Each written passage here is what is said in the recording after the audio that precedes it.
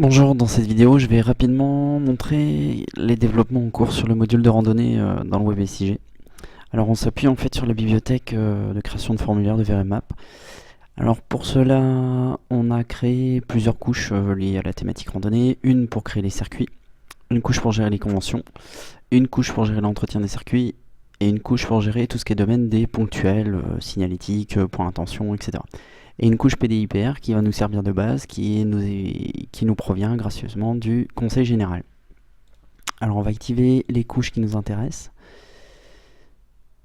pour commencer, pour pouvoir les visualiser. Alors pour l'instant, vous voyez, j'ai fait plein de tests un petit peu à droite à gauche. Je vais aller sur la commune, par exemple, je ne sais pas moi, de Plouvara.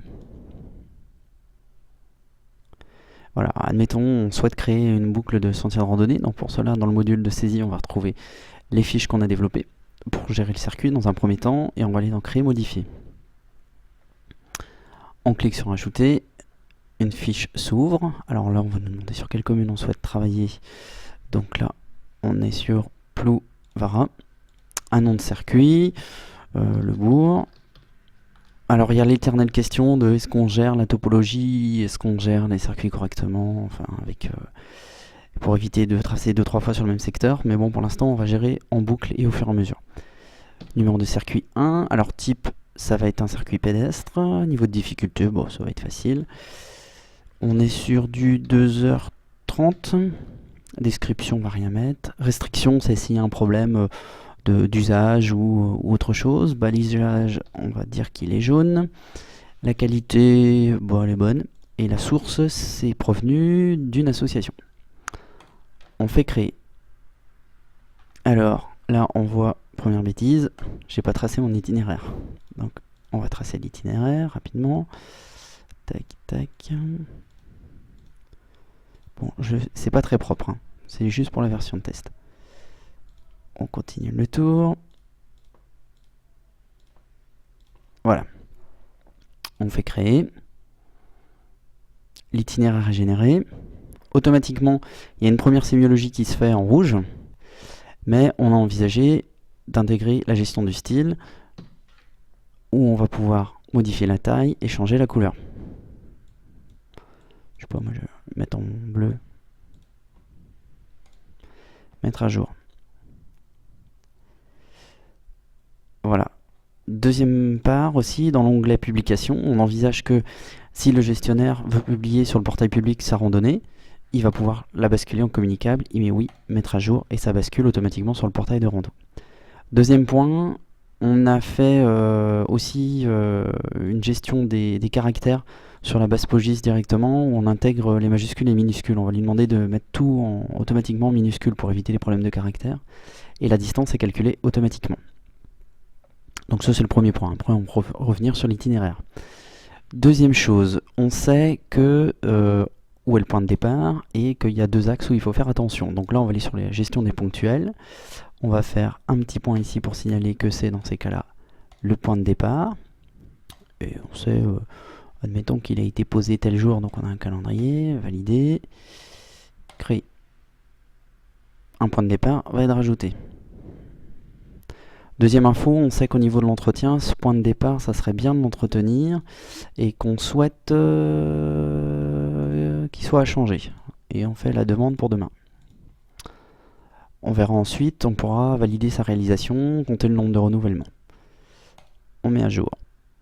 Alors là, par la suite, il y aura un petit panneau travaux qui apparaîtra à côté. On peut cloner si on souhaite l'objet,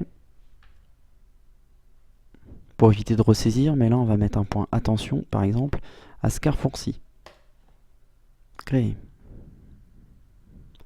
L'autre point que vous avez pu remarquer, là cette fois-ci je ne remplis pas du tout les codes communes, ils sont générés automatiquement. Donc c'est-à-dire qu'on pointe le secteur du ponctuel et automatiquement il voit qu'on est sur telle commune et il relève le code commune correspondant.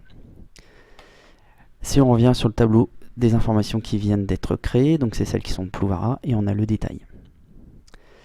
L'autre point, si on va sur la fiche de détail, automatiquement on génère aussi les coordonnées GPS en latitude, longitude, qui permet à tout à chacun avec son propre GPS de se diriger. Autre situation, là cette fois-ci, pour la gestion de notre circuit, on veut marquer un secteur pour l'entretien. On va venir tracer dans un premier temps le secteur qui est à entretenir. La commune, on est sur Plouvara. Circuit concerné, on n'a pas à le spécifier parce que si par exemple il y a plusieurs circuits concernés, il va automatiquement récupérer les différents noms de circuits qui sont concernés. Donc là on veut simplement le nettoyer et la demande c'est pour aujourd'hui, validé. On fait créer, pareil, donc automatiquement il détecte qu'il y a le circuit du bourg qui est concerné. La distance c'est qu'on a 561 mètres d'entretien à réaliser. Au niveau du suivi, du coup, une fois que la personne ou l'organisme vient faire l'entretien, on va pouvoir spécifier la date de la dernière réalisation de l'entretien. Ça a été fait samedi. Qui est l'intervenant, le nombre de repassages aussi qu'ils ont pu réaliser après dans la saison. Ça peut arriver. On va mettre à jour. Et l'autre point important, on sait que ce travail, les repassages ont été faits, c'est terminé, c'est validé. On va archiver pour la saison prochaine en mettant oui, mettre à jour. Et là, vous allez voir, l'itinéraire va disparaître. On va revenir à la liste, voilà. Mon entretien existe toujours ici, on peut le retrouver l'année prochaine, mais surtout, il disparaît pour éviter la confusion si on doit revenir pour tracer cette fois-ci que 20 mètres à la place des 500 mètres qui sont à entretenir. Dernier point de gestion, les conventions.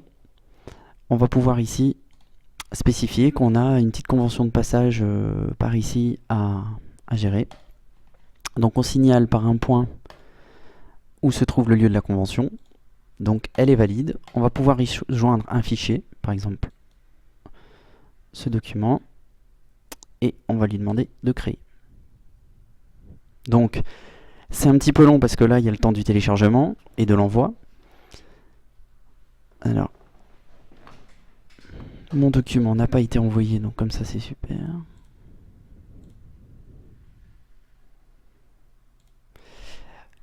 Peut-être parce que je ne suis pas tout à fait sur une parcelle, parce que là, il détecte automatiquement qu'on a Plouvara, au bourg, que c'est valide. Je vais retenter l'autre document, mettre à jour.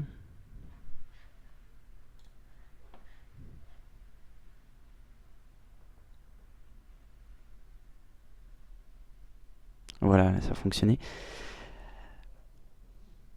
On voit ici la convention actuelle. Si on fait voir la convention, ça va nous charger le document, en théorie. Dans la partie parcelle, il pourra nous lever s'il y a un nom de propriétaire correspondant, et GPS, il nous calcule les coordonnées. Donc c'est-à-dire que là, on va recréer un nouveau point. On va le signaler que la convention est ici. Donc ça sera à conventionner, créer. Et là automatiquement, donc on est à Plouvara. Le circuit à proximité, c'est le circuit du bourg. Si on va dans parcelle, il nous identifie le nom des propriétaires qui nous intéresse, la section et le numéro et les coordonnées GPS. Ensuite, au niveau gestion, on retrouve les données qu'on peut exporter vers Excel et facilement gérer la préparation de ces conventions. Voilà pour ce qui est en cours de développement, donc il y a encore plein de choses à terminer, mais c'est un bon début.